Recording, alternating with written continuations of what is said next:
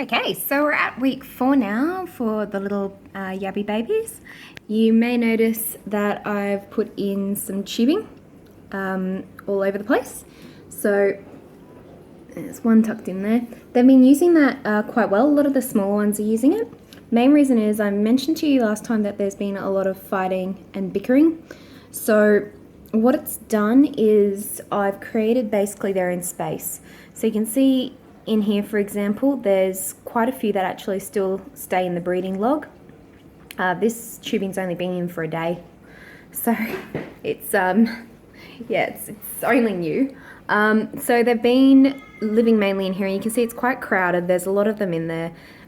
I've put the leaves in there to try and give them a bit of separate space, but just to try and give them a bit of personal territory or a place that they can actually, the small ones can hide and get away from.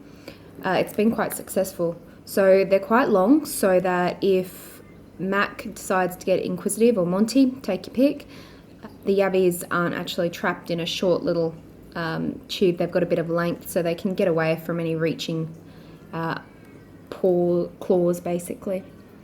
The back tree there has been quite popular, so you probably won't be able to see it too well from here, but there's been a lot of them up and down, hanging out in there.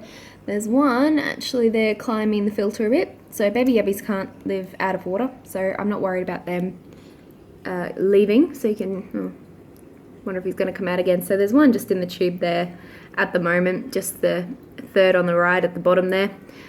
So they just sort of pop in and out. I've just put some food in, so that's why you can see all this mess everywhere. You got mum and dad are both in there quite contently.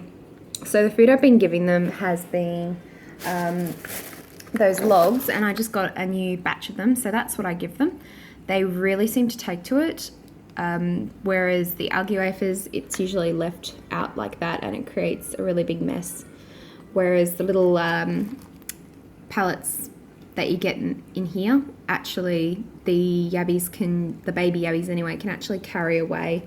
So they're big enough so they can come pick it up and then move on to greener pastures away from all the other yabbies. So there's another one in there as well, which allows them basically to avoid fighting over food. It means they can grab a piece and take it wherever they need to get away from the rivals.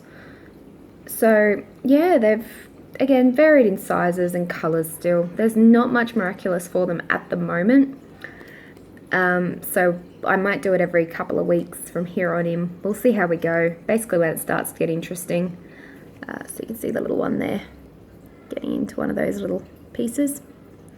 So yes, main goal, try and give them their own space so we don't end up with this overcrowding, which hasn't been working out well for them. But a lot of surviving so far. I'm almost at the point now where I'm like, what am I going to do with them if they live? But we'll see how we go. I'm doing everything I can to make sure that they're going to be okay and their survival rate's as high as possible.